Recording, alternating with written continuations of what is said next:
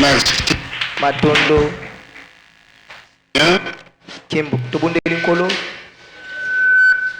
Nous te disons merci, notre Père. Tokolono matondo tata na biso. Nous voici encore à ta présence. Sala biso lisusu na bozali samina yo. Pas besoin de toi. Totondi sali penza na posa na yo. Enseigne-nous ta parole. Tangisa biso na maloba na yo. Au nom de Jésus. Na kombo ya Yesu. Amen. Amen. Amen. Amen. Tobeti maboko pona lokumu na Nzambe.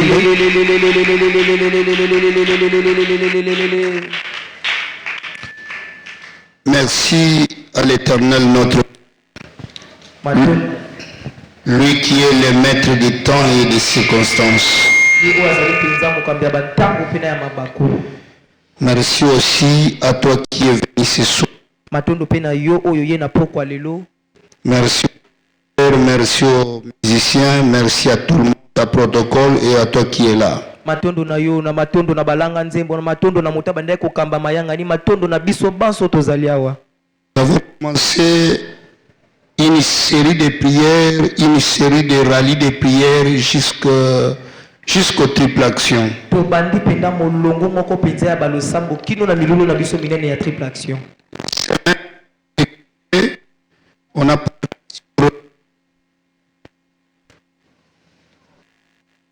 de la génération. Le poids de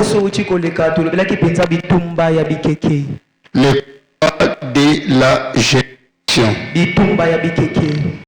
Il y a des sacrifices qui ont été faits qui provoquent le combat d'une génération. Cette semaine ici, comme en triple action, nous allons parler des problèmes de mariage. Le 4 jours de cette semaine, nous voulons parler sur quelque chose qui est trait au mariage.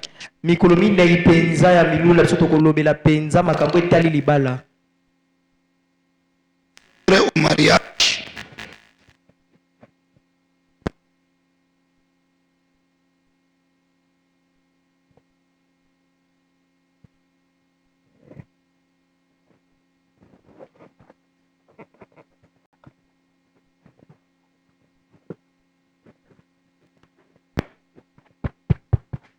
Ok.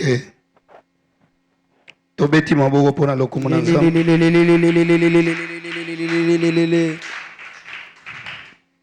Nalobi tobeti maboko pona lokumu na Nzambe.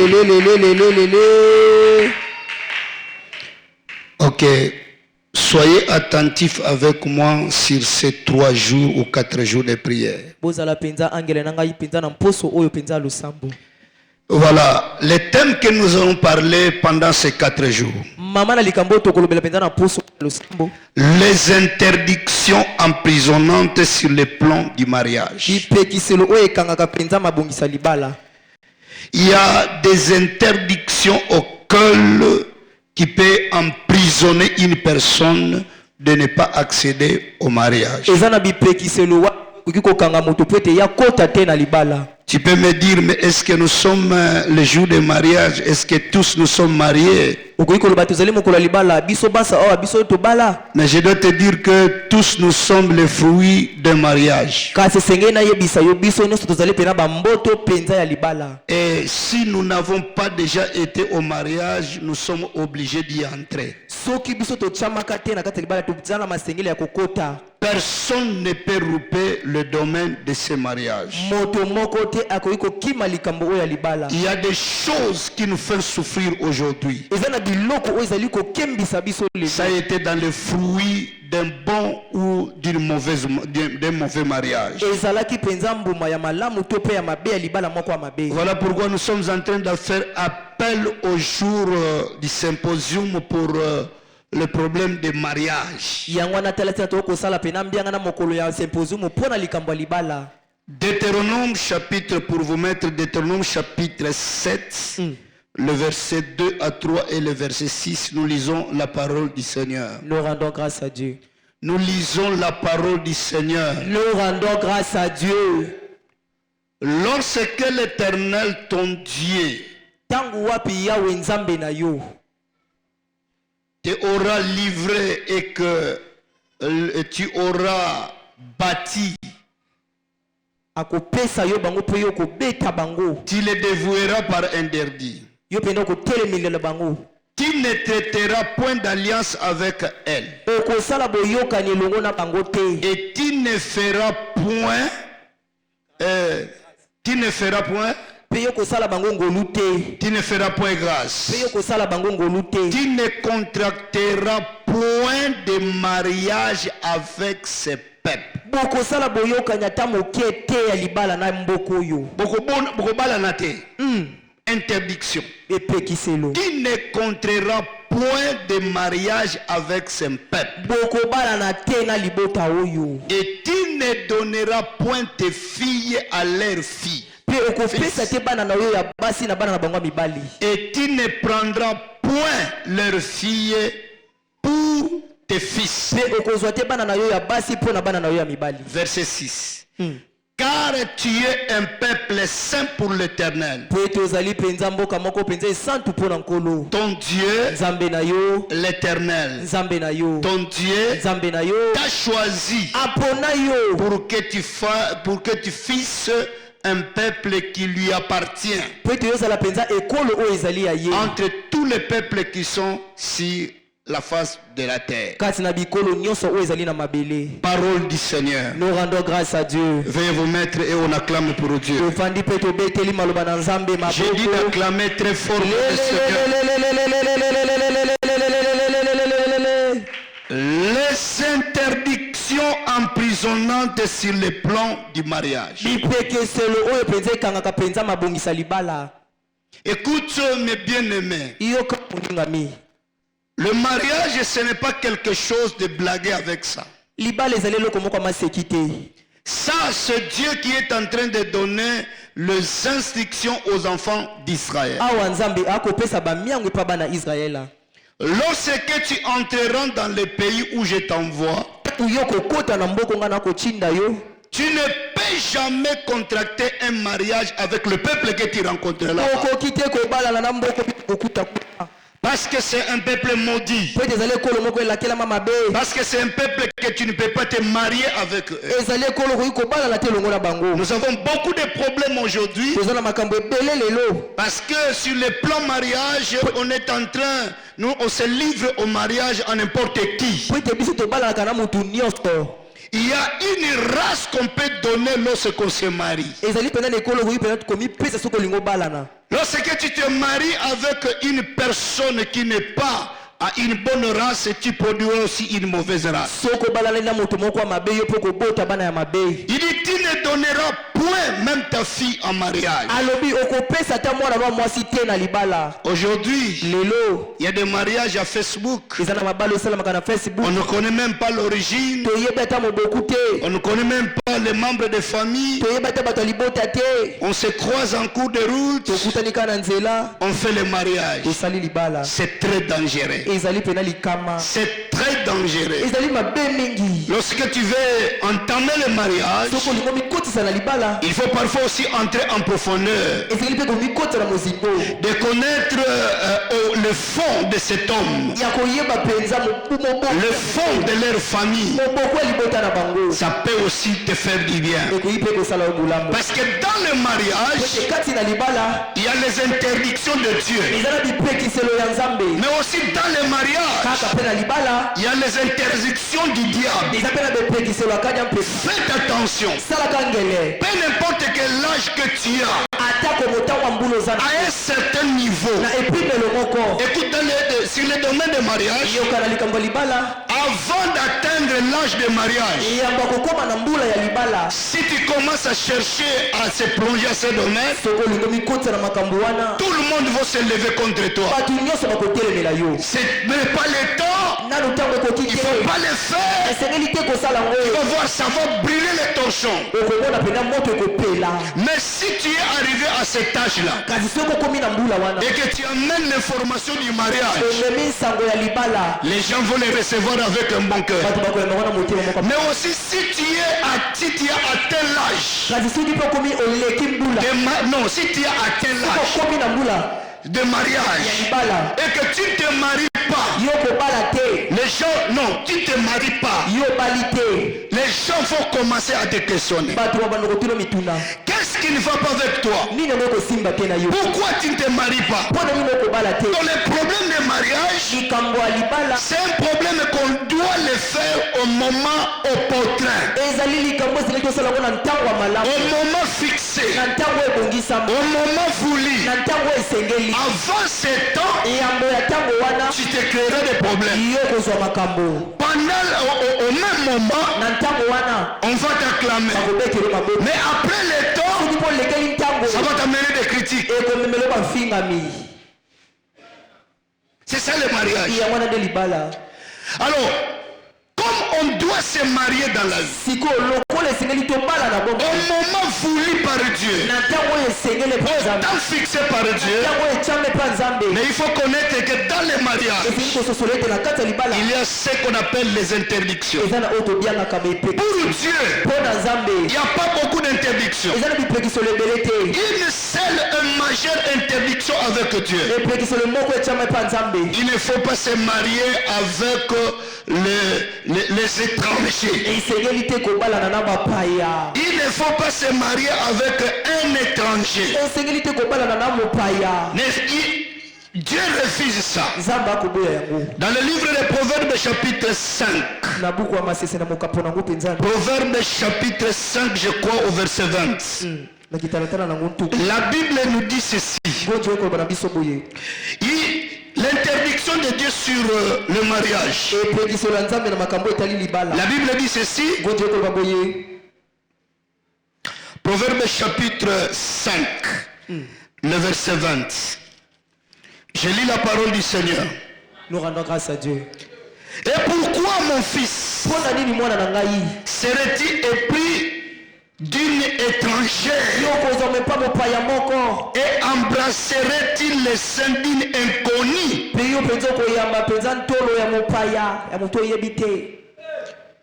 Et l'étranger ici dont on nous parle, ce n'est pas quelqu'un qui n'est pas congolais. L'étranger ici dont on nous parle, c'est un païen. C'est quelqu'un qui ne connaît pas Dieu. C'est quelqu'un qui n'est pas en Christ. Vous qui n'êtes pas encore au mariage, ne soyez pas flattés par l'argent. Ne faites pas vos choix parce que vous voyez l'argent. Ne fais pas un choix parce que tu vois l'ampleur de l'homme ou de la femme. Mais le choix de mariage, selon Dieu, il y a une seule interdiction. Ne te marie jamais avec une personne où vous ne confessez pas la même foi. Est-ce que quelqu'un qui me comprend? Il y a des gens qui souffrent aujourd'hui. Ce n'est même pas le problème des démons. Mais parce que tu as contracté un mariage avec une soeur, avec un frère qui n'est pas un chrétien, ou vous ne confessez pas la même foi. D'ailleurs, aujourd'hui même avec la croyance, il y a un problème très sérieux aujourd'hui. Même parmi ceux qui confessent Jésus, il y a aussi une petite divergence aussi sur les problèmes de préceptes. Alors il faut faire attention quand tu veux t'engager au mariage. À nous qui avons connu des erreurs, parce qu'on se s'est marié, parce que le monde nous a mené à ce genre de se marier. Écoute, je vais te dire là, les problématiques dans le mariage dépend aussi de la personne auquel vous vous êtes entré en partenariat. Il y a une carte d'identité à une personne qui fait un choix, qui se marie avec une personne dont vous ne confessez pas la même foi. Carte d'identité. Une personne que vous ne confessez pas la même foi. Alors l'interdiction de Dieu, il y en a une seule. Il ne faut pas se marier avec une personne que vous ne confessez pas la même foi. Tu n'as pas la machine de convertir quelqu'un.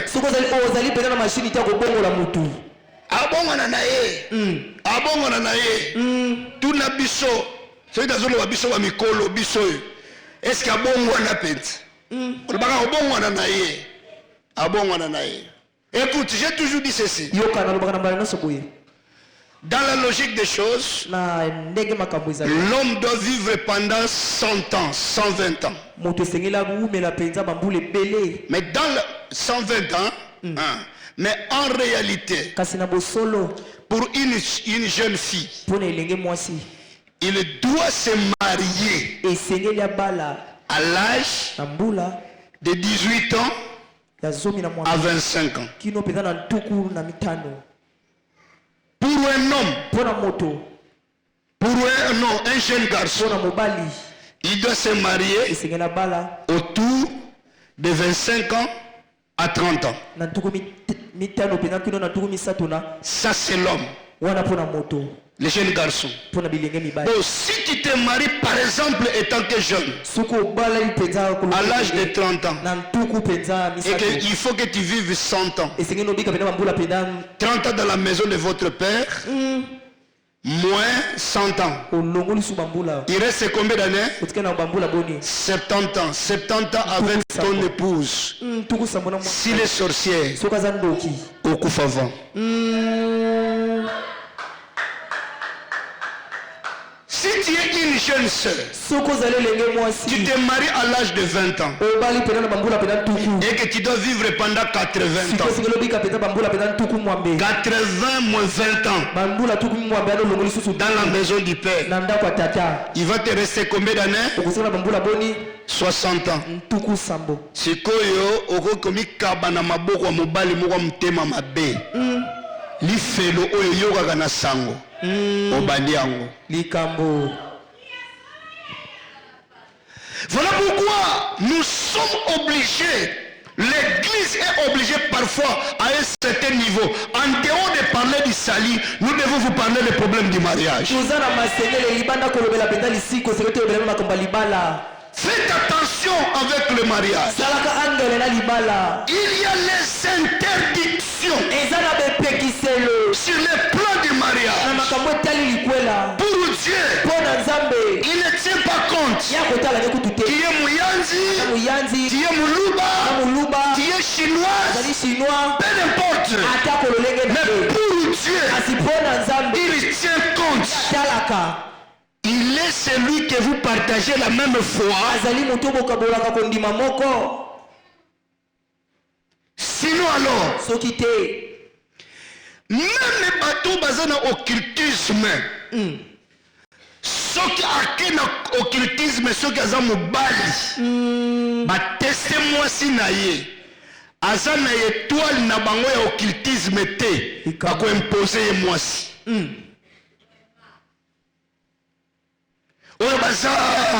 Même moral.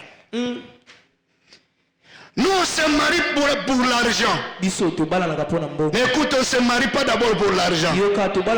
On se marie pour se tenir compte. Nous allons faire quelle catégorie de race? Nani Mokonzi? Yesu. Je dis, tu ne peux pas entrer en mariage et tu ne donneras jamais ta fille ou ton fils en mariage avec quelqu'un qui n'a pas Jésus.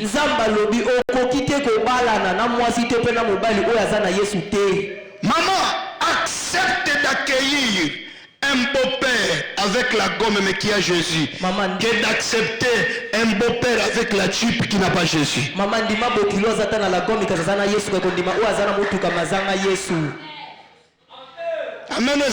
Amen. Faites attention avec le problème de mariage. Le problème ce n'est pas la dot. Mais le problème c'est la continuité de la vie. Maintenant, le diable aussi est un voleur. Il est un imitateur. Il a imité aussi selon les clans, selon l'ethnie, selon la famille, selon la nation. Il a aussi mis les interdictions en lui. Mais ces interdictions-là, pour le diable, sont emprisonnantes. Il y a des interdictions qui emprisonnent une personne. Parfois dès son bas âge, pour qu'il n'accède jamais au mariage. Et s'il accède au mariage, il va faire un mauvais mariage. Yango na 4 jours on a boye bisayo. Na linaye bisayo bilembe kotalisa ke yo ozali na ba interdiction okobala te. Pe soki batiki yo pona soni na bango kendo bala. Na kolakso marque libala faut que ne ko vivre. Ta mo supposer déjà libala ndengwana.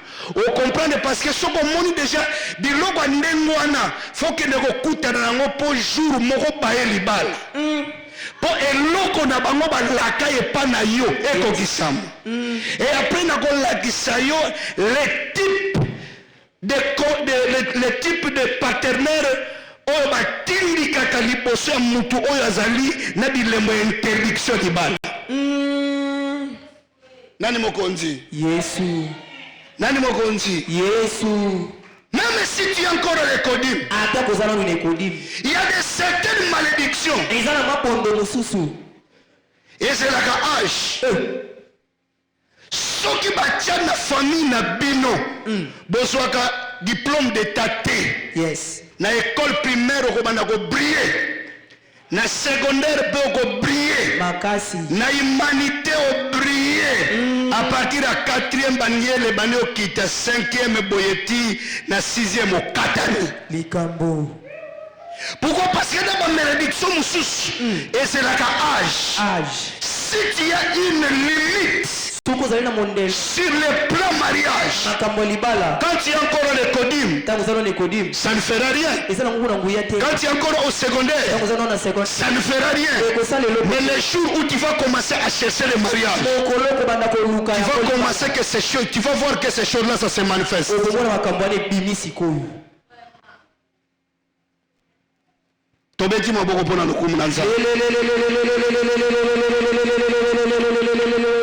vais nous citer aujourd'hui les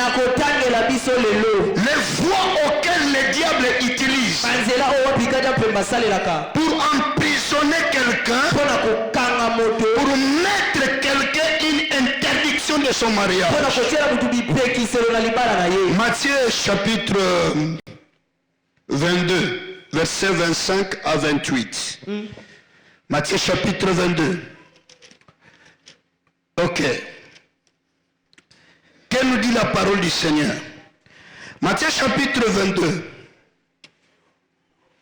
Je lis la parole du Seigneur. Nous rendons grâce à Dieu. Or, il y avait parmi nous 7 frères.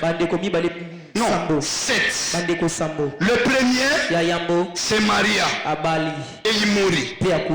Et comme il n'avait pas d'enfant, il laissa sa femme à son frère. Il laissa sa femme à son frère. Il en fit le même. Du second plus que du troisième. Jusqu'au 7e. Toute personne qui la prenait, qui l'a remplacé au mariage, après le mariage, elle ne pouvait pas faire des enfants et cet homme mourait. Après Après tous, les femmes aussi mourent aussi. Sans pourtant laisser les enfants. On demande à Jésus, à la résurrection, quelle de cette sera-t-elle est donc la femme? Car tous l'ont connu. Car tous l'ont connu. Car tous l'ont connu. Il sera la femme de qui? La Bible dit, il y avait un jeune. Il est allé se marier avec son propre argent. Mais il s'est marié avec une sœur qui était sous les interdictions du mariage. Frère, faites attention. Sœur, faites attention. Il y a des personnes que vous voyez. Il y a des femmes que vous voyez. Comme ils n'ont pas cherché la délivrance, ils sont en une marque de l'interdiction au mariage. La Bible dit il est allé se marier avec cette femme. Ils n'ont pas fait aucun enfant. L'homme est mort. Comme c'était à leur coutume, si le frère laisse la femme, on le donne à un autre. Il est mort. On le donne à un autre. Il est mort. Moi, je suis allé bana 7. Il y a famille à Batou. Pour y katina ye. Azali na malédiction et interdiction. Arobalate. Batu nyonso bazoya ko remplacer ye. Bazo kufa. Et puis grave encore. Baotira robota te. Suka pena ye moko asalini. Akufi. Bazo suka ye moko asalini. Atikipe mwana te. Yaya na vie abali na ye mais aboti te. Abali na ye mena nzela na ye mibali 7 bakufi. Kende kotuna bana ya Naomi bakende kokufa wapi? Po bake kokoma tamba kei na Moab. Bana Moab babalaka te. Tamba kei na Moab. Machona Kirjan Basanini bakufa. Parce qu'il y a des gens, ils sont dans l'interdiction du mariage. Maman, peut-être tu es là. Peut-être que nous sommes besoin de balater. Mais tant que nous sommes à côté de l'interdiction du bala, il faut se lever, que nous cherchions Dieu, que nous puissions prier. Parce que Dieu a dit qu'il n'est pas bon pour que l'homme soit seul. Amen. Nous avons bien magasin. Amen. Tala mutulokola jeune sœur oi. Aviva kanaye na seya interdiction emprisonnante du mariage. Mutu nyoso ko mekanaye. Et aussi mbate. Alors, je vais vous citer aujourd'hui 7 voies au cœur. Si tu commences à entrer sur ça, cherche la prière. Si tu ne cherches pas la prière, sache-le que le diable met déjà en toi une marque de l'interdiction sur le plan de mariage. Si ton enfant, mon enfant, commence à traverser ces chemins, dis-le que cherche Dieu, tu es déjà sous les interdictions du mariage. Aujourd'hui, je vais te citer. Demain, il faut venir. Vendredi, venez. Aujourd'hui, je vais te citer le voie. Et demain, je vais te citer cette femme ici. Elle était partie quand même au mariage. Mais elle avait fait quel mariage? Peut-être aussi tel que tu es là. Tu te retrouves, tu sors dans une maison d'un homme. Ou tu sors dans une maison avec une femme. Mais la catégorie de mariage que tu réalises, ça va t'interpeller que tu es sous les interdictions du mariage.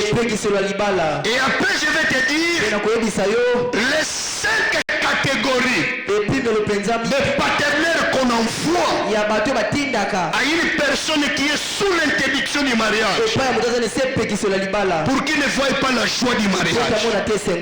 Nani mokonzi tombolo loboko na yo loba nkolo Yesu na yo gete loba nkolo Yesu telle ma place aux alliés loba nkolo Yesu na lobi telle ma place aux alliés beta maboko au nom de Jésus na yo gete loba au nom de Jésus interdiction nyonso ya libala na vie na ngai na libota na ngai ezala na bana mibali ezala na bana basi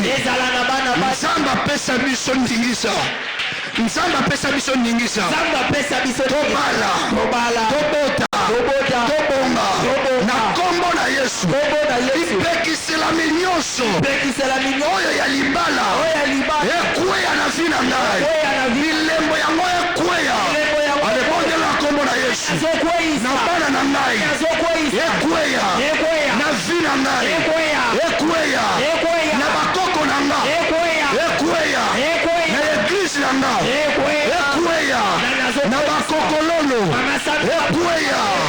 ekweya bimbaka nyonso oyo esalaka kre biso tobala te toyoka esengo libala te ekweya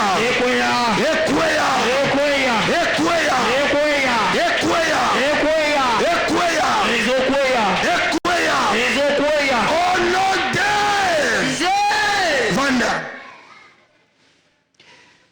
lelo nabimaki na 5 heures na ndako ntango nazokende place akendaki nakomi wana bato baobeta masolo nakuti mama moko aobeta lisolo mwana na bango asali 3 mois non 3 ans na libala azongi atikali kobota te atikali kosala eloko te azongi ntango azongi na libala siko bango baobeta masolo mwana yango azongi mpo na nini banda kenda na libala mikolo nyonso amonaka kaka bayaka kolanda ye awa ezepa na yo te awa ezepa na yo te biso toyebela yo awa te tolia kaka mbongo na yo tika tolia kaka toyebeli yo te yo okobala te yo okobala te alotaka ndoto wana olie pa beta yango na basali na Nzambe rien olie pa solo lango rien jour moko aye kobeta lisolo ne pa mama na bango lokola mama na bango ayebi yango na kindoki alebi eza nango ndoto ye pa yoki yango eza nango ndoto oyi babengane libala ndeni babengane libala ndeni abuki fourchette o mobali alelaka bandekwa famille ya mobali baye biso na ekolo na biso sani ya mobali luto mobali fourchette na lingala nini fourchette kaka nini nkanya mobali babuka kango te soki obuki yango obuki bokonza mobali pima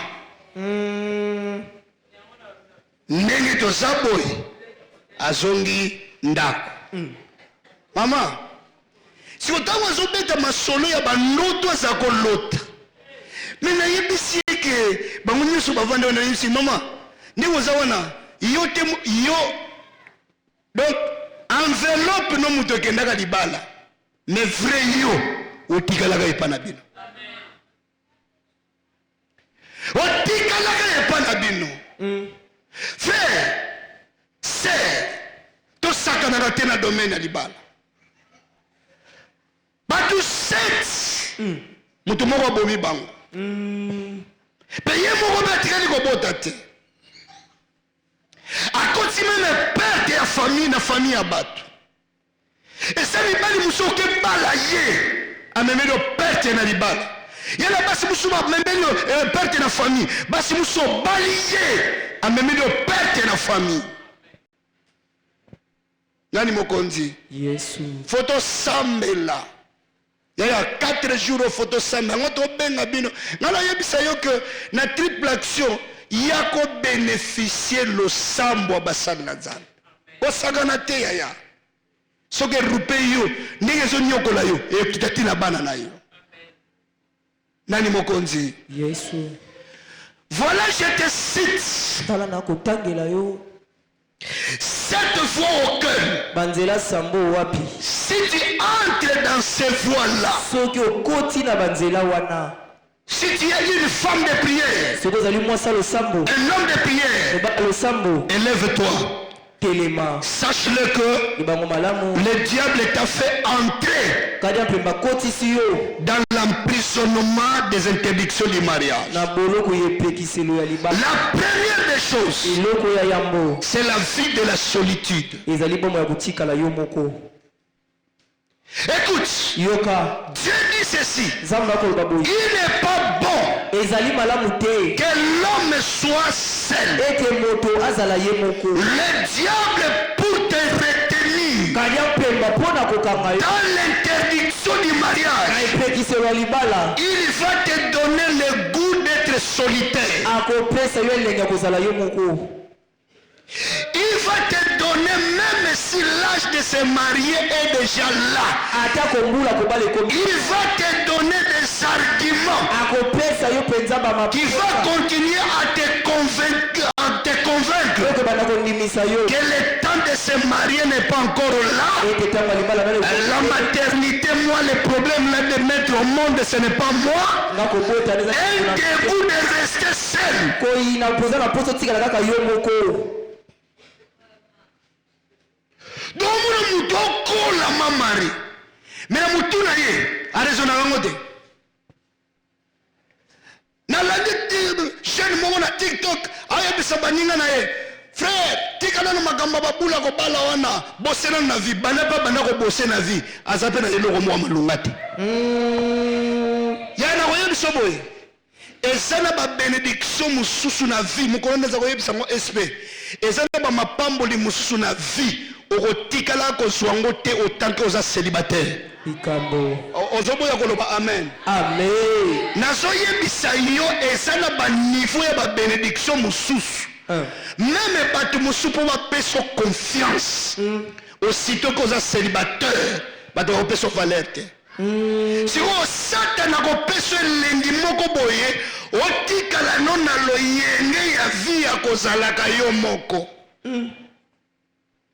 Dans la vie de solitude, il y a aussi les gens, il peut avoir le goût du mariage. Mais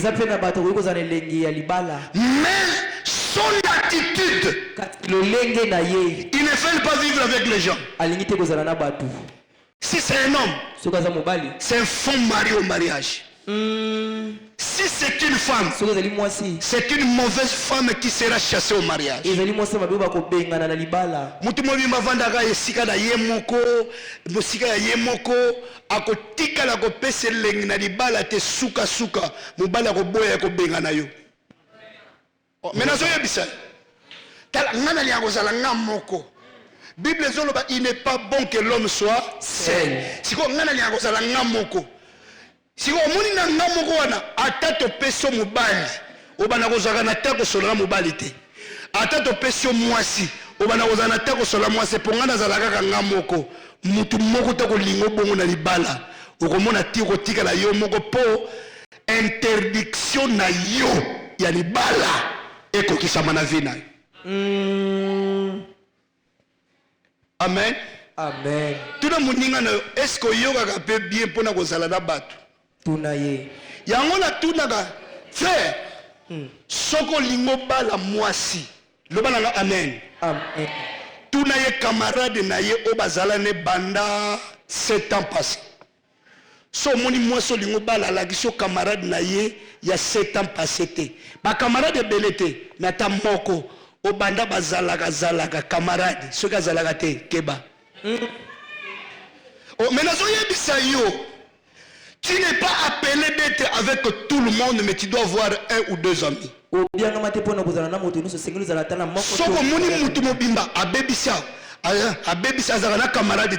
C'est un danger aussi pour toi. Même si tu qui n'a pas de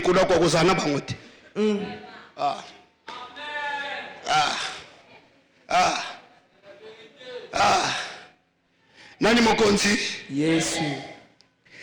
Mubali mubimbo komona banda kanga ki elonge sekaka te.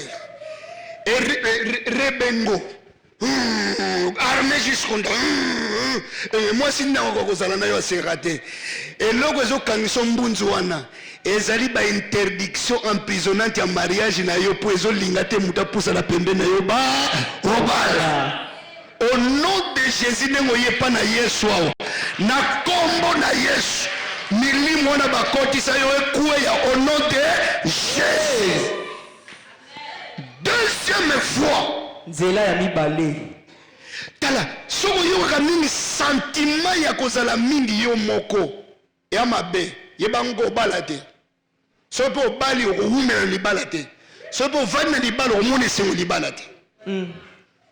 Deuxième fois que le diable nous amène pour nous faire entrer dans l'emprisonnement du mariage. Deutéronome chapitre 28, le verset 30. Deutéronome chapitre 28, verset 30. Papa Tchelabis. Ok. Écoute, le coup de la déception. Excès de déception. Les mauvais coups de déception. Tu auras une fiancée. Et un autre couchera avec elle. Tu bâtiras une maison. Tu n'habiteras pas. Tu planteras une vigne. Et tu n'en réjouiras pas. Tala. Na vie na yo soko bandi komona ba déception ezolanda na mingi kota prière. Oh Nzambe na ngai. Est-ce que ça tout le monde va comprendre ngai? Amen. Na vie okoyeba yango bien qu'il y a une interdiction de mariage qui pèse sur toi. Regardez le nombre de déceptions que tu reçois. Dans tes relations, la Bible dit, tu auras une fiancée. Mais une autre personne, yo muto bandaki na fiancé wana. Obundani na ye. Tanga makambo elinge bonga boye ba, histoire échangera te. Échanger. Oboyi ko ba amen. Amen. Yo muto nyoko mina yo kene boye ba, ba msukutu yo mo muto futela kina mbongo classe. Wobo otale na ndako mutu mususu. Otongi ndaku bonyoka mapona kotonga ndaku polobe ko yako vanda ko ekede kuta mutu mususu sadini bosali projet ya ville pour activité pesa kabino mbongo tango ka ibandi ko futa omona mutu mususu ko mo lia mbongo wana yaya soko moni ba déception belé na vie tala tikana ko lukana ko kanga bandoki. Même quand vous allez aboyer, parce que là qui proposait qui fiancé d'okei, na vie na yo soko mona ka mutalingi yo mwaku, mutalingi yo mwaku, mwaku, mwaku, tunafasi mwaku.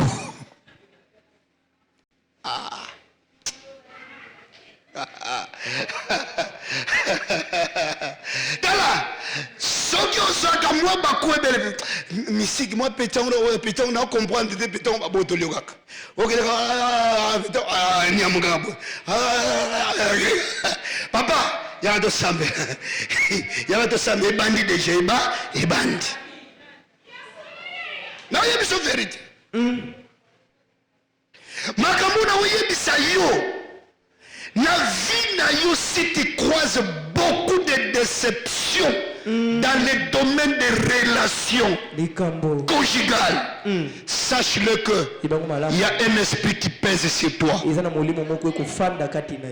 vous avez que ça n'a pas tout mususu basololi bien lelo na mobali pe basolaka bien ndenge koboyela ye oyeba te abali komituna mabeni nango na sali to swani te nini te awebiso alo kobera ngali sute na nini yebisa ngata ko yebisa ngai pona yebe loko boyela ko te to sukani ka bongo aba luka nzambe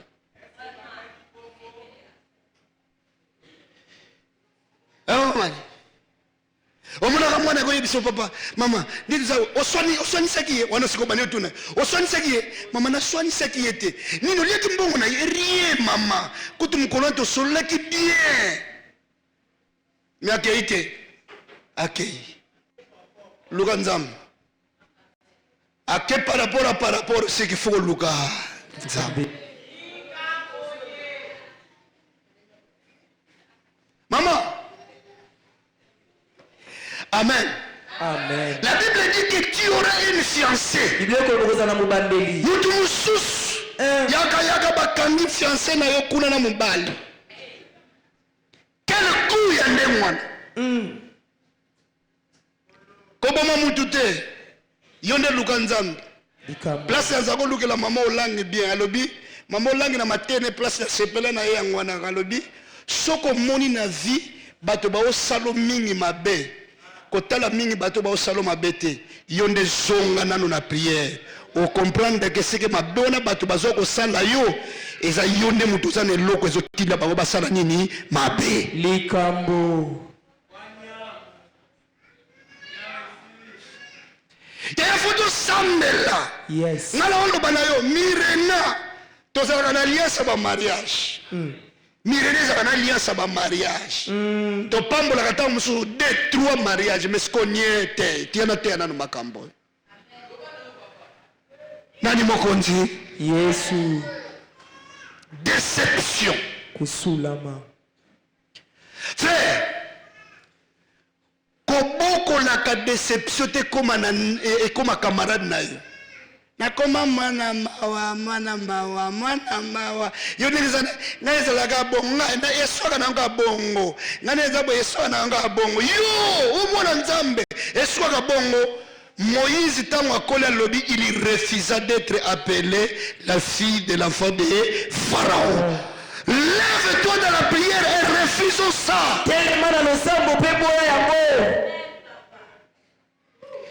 Il y a tout au nom de Jésus. Yes. Au nom de Jésus. Au nom de Jésus. Ma déception nyos. Ma déception nyos. Ezala na musala. Ezala na musala. Ezala na libala. Ezala na libala. Ezala na bana na ngai. Ezala na bana na ngai. Molimo déception. Molimo déception. Na pamelio. Na pamelio. Bima. Bima. Na parcours à vie na ngai. Na parcours à vie na ngai. Na famille na ngai. Na famille na ngai. Au nom de Jésus. Déception. Yaya oyebi na oyebi soboye eza na basi ebele baonyokwama na mabala po babala basi baza bavictime ya badéception soki azwi guérison te ya badéception na ye akopesa affection te kambo mobali akobaye yo pokoma mutu moko kaka basusi na yo wana opesa mutu elengi te ndeni yango avant kende libala bika nanu na badéception na yo soko obali mobali atonda na badéception tata ni akufa mama ni akufa akendaka boye babokolaka na mboka akendaka boye babwaka biloko libanda masolo wana yebise papa luka nanu guérison soki abiki te obali coriace na ndako likambo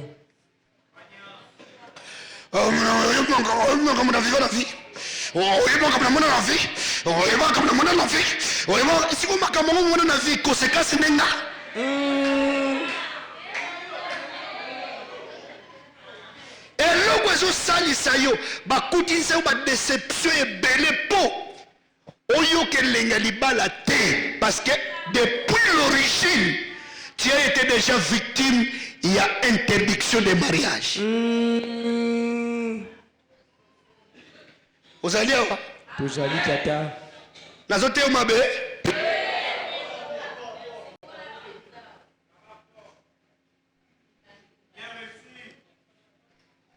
Troisième voie. C'est ça. Quantième? Troisième voie. Conflit de génération. Faites attention avec les conflits de génération. Les conflits de génération, des tribus, des ethnies, entre eux, ça crée des emprisonnements de mariage. Biso toza bayanzi, tobala na bambala te. Biso toza basonge, na bayombe tobala na te. Biso toza tobala na te. Ya so okoti biloko wana. Okomi kotisa na boloko. Na oye biso okomi kotisa na boloko ya interdiction. Biso baluba bolira biso te. Ngala ko bala muluba te. Ebo nzambe soki abongisi lo muluba moko mtema malamu lokola ya fati. O sala ndeni. Ni oya womono otikali kaka bongo. Frère na vie. Omoni ezela batu musuba zala ka meme yena église ayina ka mutu avant azwa elikamu.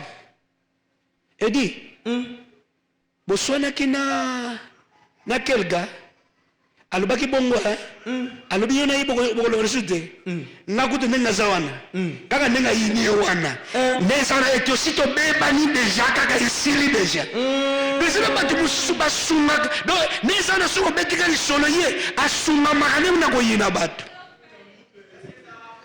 orotula mama orotula même na vie okonyokwama omoni mutu musoko kangela kanda na vie yende mutu azali na provision ya progrès ya vie na yo likambo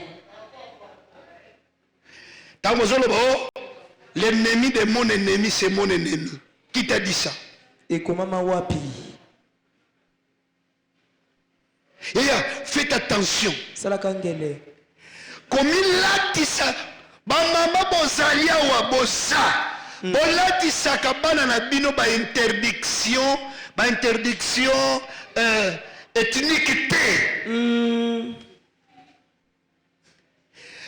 Nanu kuta betel azamu tando. Tika tala mantando. Omoni manta comme liksolona kata.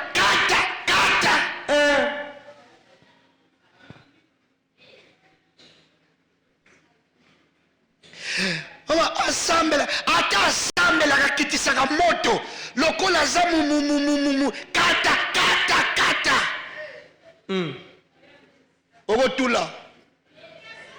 ogotula ogotikala la mwana na yoko koma bouquet de fleurs ya ndako na yo abanda ko décorer yo ndako. Amen esili. Amen ezali awa. Amen. Et amen ezali awa. Amen.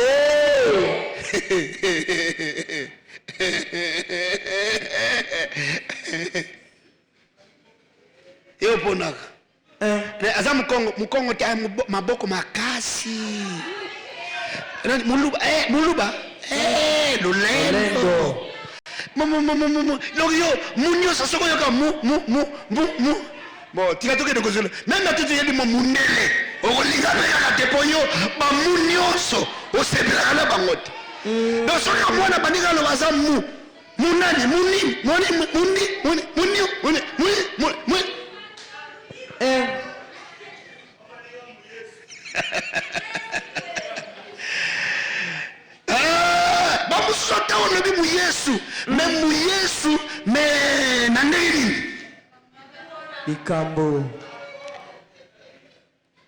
conflit de génération. Oh, c'est kaboye. Oyebi ke o wana kenda ke zalaka bongo, kenda ko bete lucielo pa na bino, ezalaka bongo ti ote obobe badaka, ezalaka bongo. Oyebi yangoti. Si baboya ka eti. Po yo sa muto ingende, bayela ki yo muto bu Kongo, oboya ka eti. Baboya ka yekudati. Yo nzi na yebe ngoti. Tina sote on so regretted. Malamu ozo yebi sala dadi on dirait salaka wana, na salaka wana.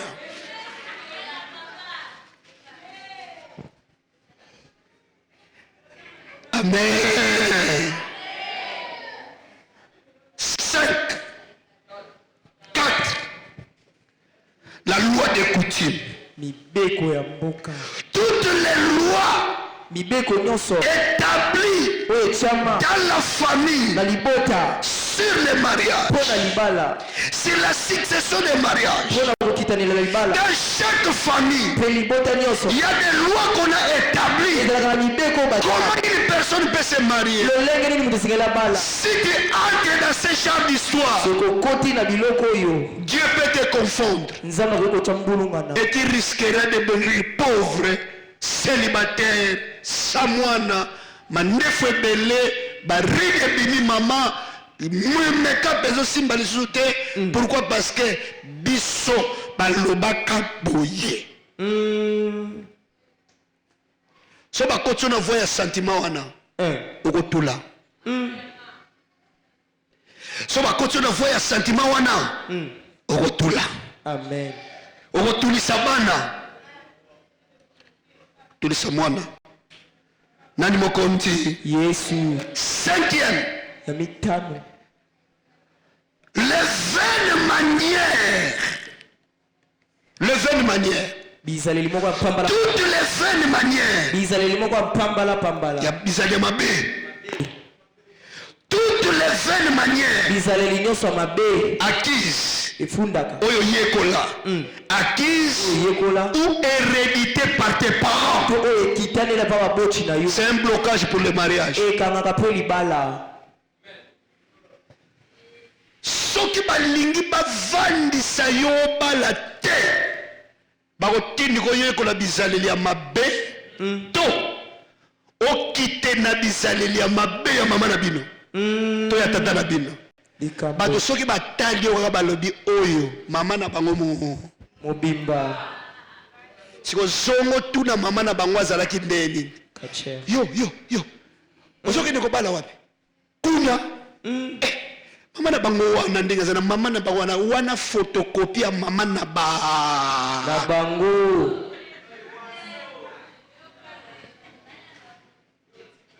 Ba mama na batata. Boyebike bizali na biso ezotulisa bana. Bana na biso musu bazotula eza mabe ya bana na biso te. Batu bazobanga po bazala babokilo na biso. Oh. Makambo nazoloba.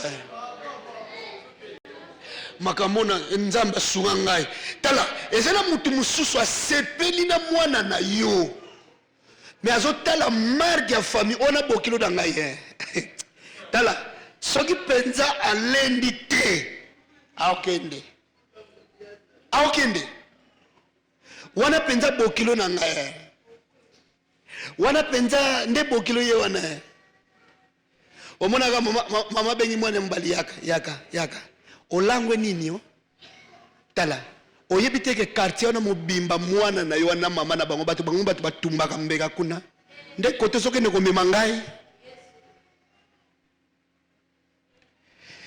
Toutes les conduites héréditées par les parents, tout ce que toi-même tu t'es donné, ça peut constituer une interdiction emprisonnante de votre mariage.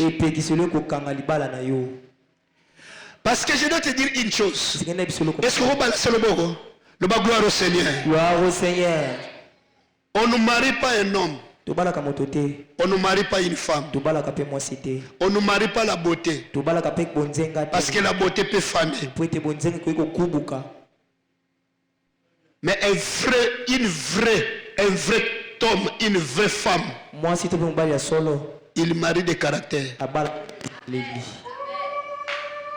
Si tu veux en dire au mariage, la beauté. Yes. Au moni mobile atonda ba zéro photo ka vandi penda base vandi donc di bumpede vandi penda tika fufa tongo. Bala biza.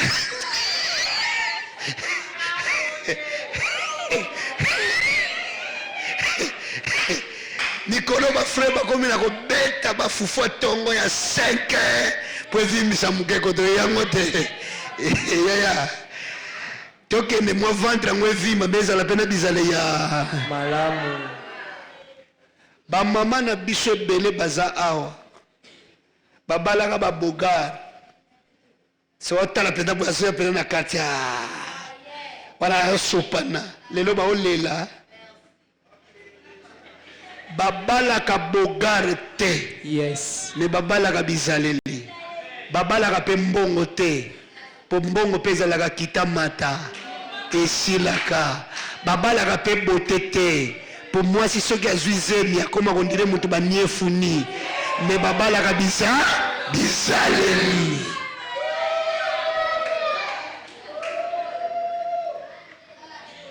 Ngala za kotala moi ça passer dans moi ça glodi.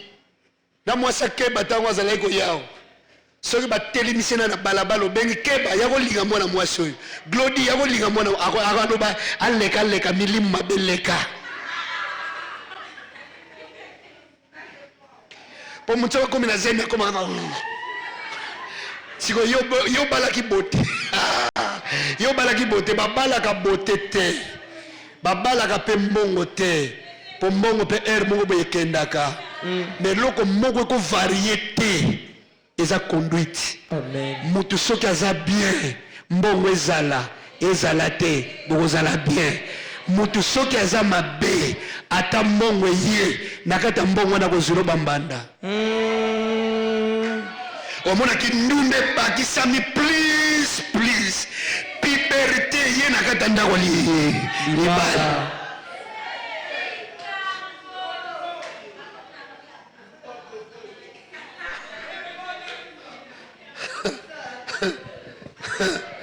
Oh Jésus,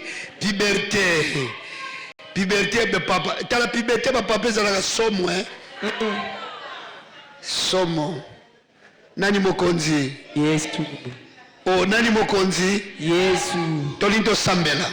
Loba amen. Voilà, c'est ce qui est le vendeur bien. Les mauvaises pratiques acquises par des faux conseils. 2 Chroniques chapitre 22. Abatanga bisotiela biso verset 1. 2 Chroniques chapitre 22. Yoga verset 1. Acasia avait 42 ans. Lorsqu'il devient roi, il régna à Jérusalem. Sa mère s'appelait Athalie, fille dormie. Avancez. La Bible dit, il marcha dans les voies de la maison d'Akab. Car sa mère lui donnait des conseils impies. Répétez avec moi, conseils impies.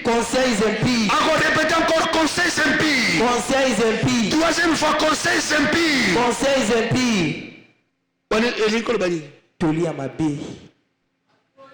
Mutu azalaki kopesa ye tolia mabe eza nani mama na ye yoga conséquence mwana zwi royauté mwana zwi na ye libala ake na ye na libala bien mais mama na ye aza na ko nani ya mabe il marchant dans les voies de la maison d'Akab. Car sa mère lui donnait des conseils impies. Allez, alors la Bible dit, il fit ce qui est mal aux yeux de l'Éternel, comme la maison d'Akab, où il y eut après la mort de son père des conseillers pour sa perte. Nana boma Josaka, nana boma mwano. Maman na ye. Nani mutu aboma ye? Maman na ye. Maman na aboma ye po ya nini? Conseils impies. Tala, omoni bato ebeleko, okomi kotisa na boloko ya kozanga kobala. Pona mutu apesaka yo nini? Conseil. Okende kokuta bino na bino ka makamba libala bosala ngo bino na bino ka ba bilenge. Marene bilenge. Nani parrain bilenge. Nani yelenge. Bino na bino ka na chez de tour na bino. Bon, soko zo sala ngo bilenge na bino. Okende ko zo mama moko boya pesa ka yo conseil. Est-ce que conseil o ya pesa ka yo za impie? Tu es sage. L'entreprise échoue faute de conseil. Entreprise ebeli samaka pona batolia mabe. Ebele bo rata mabala po mutu liboso tunaka conseil azaki mutu mabe. Bato ebele ozo tia boye na domaine libala. Pourquoi? Parce que mutu liboso peso conseil. Yoka mwana azokende libala. Ndako libala eza mbeto ya hôpital. Eza mbeto ya l'hôpital. Kuna ndenge ozokende boye. Kosala masekete liaka ndambu bombaka ndambu. Salaka boye bombaka mbambu. Mubali mbeto hôpital. Nde conseil opesa mwana ba conseil impie.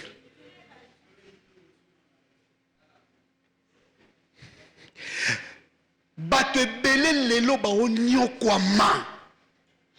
Parce que bakendaki kozwa ba conseil impire. Ajneza nanu. Ozo wela libala boende nini. Occasion yango eye. Biso na baluba tana 14 tokendaka na biso na libala.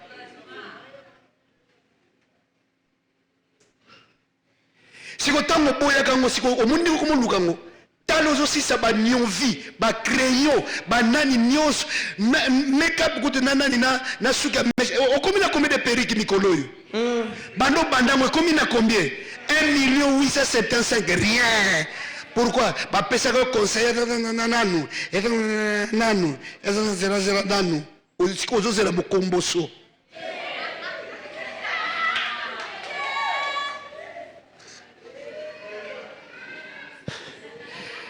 Tawasambela. Ezo tawasambela. Ya suka ezali ba mauvais pratique ozo sala. Ba mauvais pratique ozo sala. Sala. Bato ebele lelo ba mikotisa na boloko ya kobala te pona jeunesse na yo. Kotaki na ba pratique ya mabe. Si oyoka elengi ya masturbation, okende libala ndeni. Mais nazo yebisa yo ti. Oyoka elengi ya kovanda na matongi, okota libala ndeni. Oyoka elengi ya impolitesse. Yango zalaka meme do yo mwaso mona ka ye loko te. Nazaka na frère moko to osambela boyedi mbala moko fiancé nazo bete na kata prière. Na tuli papa nini? Wazo sambela bien te. Enge, oye komi kota kone komi Nzambe. Na tuli me bozana no na di proposer boye bandi déjà konika ye bon tango bokoza et puis prière ya biso nyonso et bon tango bokoza la bino mi balé na ndako Yesu aza banimba neti masefo ndenga utozo mapa wana donc soko banika Yesu aza c'est comme ko musutu ko kuta si akufi telema to sambela telema to sambela Telema. Lobiaka. Jésus a lobi boy. Yes. Le Fils de l'homme, 1 Jean chapitre 3. 1 Jean chapitre 3, le verset 8. Le Fils de l'homme est apparu pour détruire les œuvres du diable. Pendant quelques minutes, dans la maison de Sambela. Au moins, nous avons ce que nous sambelité, ce que nous sambeli pour na bana na yote. Les gens na tei pour na bavoa. Lobi na kotali sa catégorie ya mabala. Oyo mutu azo vivre na kati ya libala, mais kilo wana ezo pese likolo na ye. Batiki yo na yo, kende na yo na libala, mais makambo kende ko vivre. Tina te. Mais Yesu ayaki pour alongisa biso. Yes. Est-ce que mutu moko ko sunga to sambela nanu ata? Beta maboko lo bankolo Yesu. Kolo Yesu. Maboko aneza muke makasi. Lo bankolo Yesu. Kolo Yesu. Interdiction nyonso. Ya makambo libala. Oyo eza na vie na nga.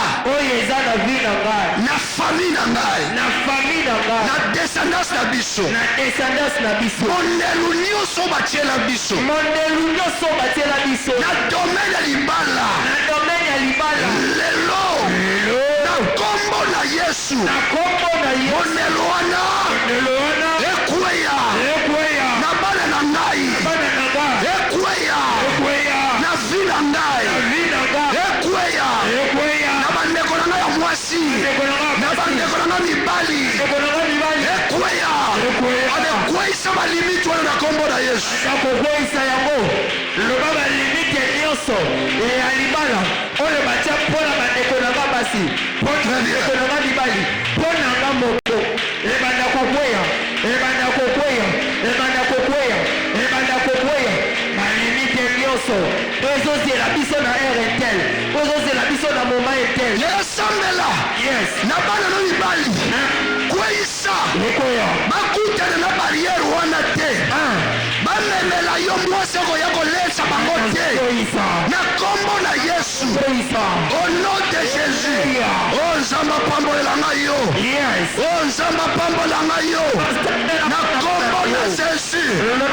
Interdiction libala oyo esalaka ke na bovike esaya na descendance na nga tomona esengo libala te lelo ezokweya kobanda lelo na vi na ngai na libota na ngai foto yoka esengo libala foto yoka esengo mabala na kombo na Yesu tokweyisi yango au nom de Jésus au nom de Jésus au nom de mwana mobali oyo azwi mbongo na yake bala nzoka mwasi akendaki kobala aye komemela bango ngambo mpo babana kokufa na kati ya famille yekende kobondela na kombo na Yesu mwasi nyonso bokobala na famille na bino mobali nyonso bokobala na famille na bino azala mutu ayeli bino malere te azala mutu ayeli bino bolamu mobali nyonso mwasi nyonso oyo akokota na famille na biso po ayela biso malere makambo wana esimba te loba na kombo na Yesu ozoloba ngo biete loba na kombo na Yesu natie mundelu lelo na mibali nyonso na basi nyonso oya mabe bamemela biso malere na famille na nzela na nga baya te ya bandeko na nga baya te ya baniesi na nga baya te ya bakusi na nga baya te na nzela bakoko na nga baya te ale bondela mobali okoya kosilisa biso nani azotia mondelu baya te bamonaka te bamona bandeko na nga te bamonana te bamonana te au nom nom de Jésus. Nakomba Yesu. Au nom de Jésus. Nakomba Yesu. Au nom de Jésus. Nakomba Yesu. Basi nyonso mitupasi. Mibali nyonso mitupasi. Amen.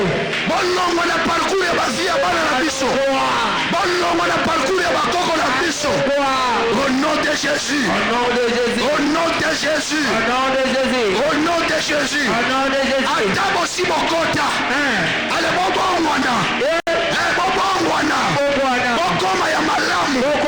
Bobana kolongwa. Yes. Au nom de Jésus. Au nom de Jésus. Au nom de Jésus. Au nom de Jésus. Au nom de Jésus. Au nom de Jésus. Yes. Au nom de Jésus. Au nom de Jésus. Loba la kombo na Yesu. Na kombo na Yesu. Molimo kozala solitude. Molimo kozala solitude. Elenga kozala na moko. Elenga kozala na moko. Na boyango. Na boyango. Na kombo na Yesu. Na kombo na Yesu. Na kombo na Yesu. Na kombo na Yesu. Déception nyonso na vie. Déception nyonso na vie. Ma mauvais coup ya déception. Ma mauvais coup ya déception. Ewumeli mingi na vie na ngai. Ewumeli mingi na vie. Kobanda lelo. Kobanda lelo. Naye koboya. Naye koboya. Na domaine na ba relation na ngai. Na domaine na ba relation. Oyo nyonso. Oyo nyonso. Ya bana na ngai. Ya bana na ngai. Déception na boy. Déception. Ya bakoko na ngai. Bakoko na ngai. Déception na boy. Déception na boy. Ale kende koboya. Déception nyonso. Kende koboya yango au nom de Jésus. Boya yango, boya yango, boya yango, boya yango. Na musala na bai na boy. Au nom de Jésus. Na boy déception. Esprit de déception. Na boy déception. Au nom de Jésus. Na lubaka moko na boy déception. Au nom de Jésus. Bana na nga na boy déception. Na kombo na Yesu. Nazokomisa bademane. Na konyokwa masusu te. Na eloko na kolela te. Yes. Na boy konyokwama na pamba. Bana na nga bakonyokwa masu na pamba te. Na boy déception. Na kombo na Yesu. Eloko nyonso konyokomela. Esengeli na lia yango. Na kombo na Yesu. Bakoyiba nga lisusu. Lipamboli te.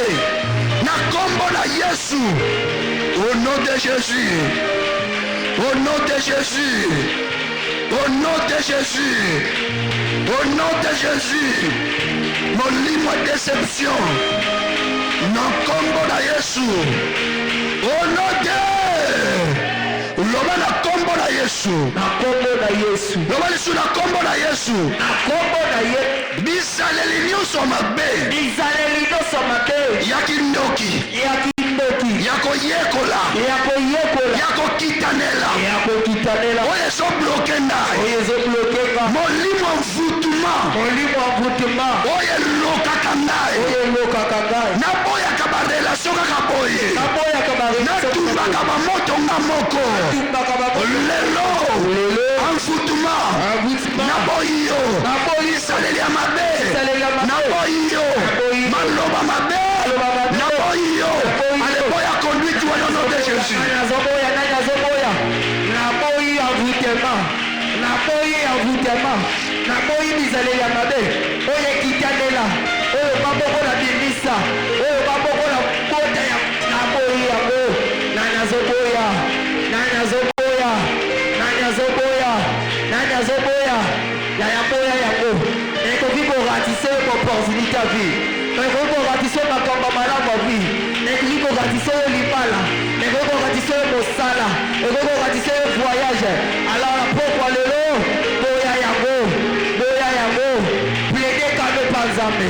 Lobe panzambe. Nazo prier. Au nom de Jésus. Yoga Nombre chapitre 23 verset 23. L'enchantement ne peut rien contre Jacob, ni la divination contre Israël. Autant marqué, il sera dit à Jacob et à Israël quelle est l'œuvre de Dieu. Kolokamanios et kozala suna nguya te na vie na ngai. Amen. Tala lelo kozokende kobondela. Oyo eza vasise de prière. Yes. Ozokende kobondela kolokama nyonso na domaine ya libala. même moi nanga oya botami nalu te kolokama ne kozwa lisusu te plus jamais kolokama na domaine ya libala ya simbo fonde moko na maboko na yo yekozala 1000 francs yekozala 500 yekozala combien nalingi osala déclaration oyo na ngai elongo osili yango nzambe akopambola yo loba nkolo yesu matamata loba nkolo yesu kolokama nyonso oyo balokelaka bato po batikala na boloko ya kozanga koyoka elenga libala na vi na ngai naboyi kolokama wana na bana na ngai na bandeko na ngai na descendance na ngai na kombo na yesu molimo nyonso oyo elokaka esengwa libala na fami na biso apare nga na libota na ngai apare nga na bakitani na nga kolokama nyonso oyo makambo libala ekosimbaka nga lisusu te na ntango ebongisami ezala ngai ezala bakitani na ngai tokobala na ntango ekoki mpe tokobika esengo libala olode osokobwaka yango ozosonga ozobeta maboko ozosambela ozoyebisa nzambe kolokama nyonso na kati ya vi na ngai nazoboya yango alebondela kombo na yesu très bien priez au nom de Jésus priez au nom de Jésus priez au nom de Jésus au nom de Jésus au nom de Jésus na famille élargie kolokama na nguya te déception boyango ozwaka sango mobali yaya na yo akenda ya ndeko na mwasi akenda azwaka badéception kobanda lelo ezala kusini na yo ezala yo moko alekeleko te nzambe pamolo yo moto ozosambela bayaka na bango omonaka na yo me badéception na badéception epa na yo asalaki mabe me ntango akendaki kuna akomaki bien ale boya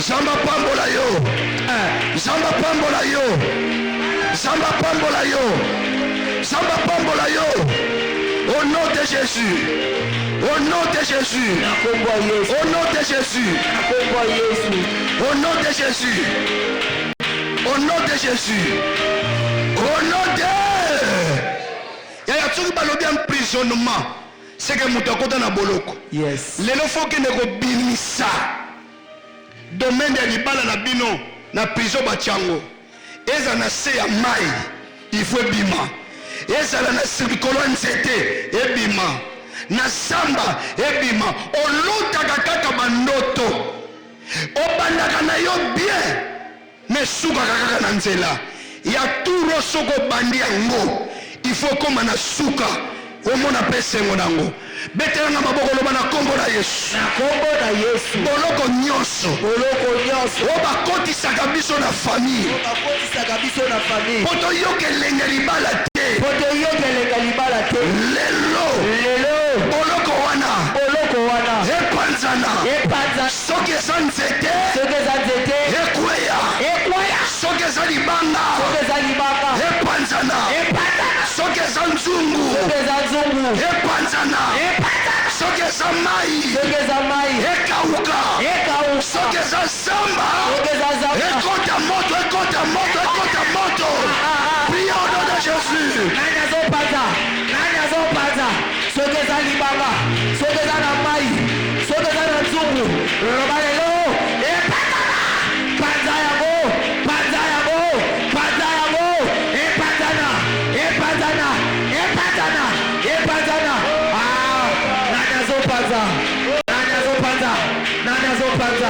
nani azopanza loba boloko epatana na kombo na Yesu yes loba boloko wana lelo naye kopanza yango libala nanga fobima mosala nanga fobima voyage fobima au nom de Jésus mpona kosukiza tosamba ya pona mirena. Yes.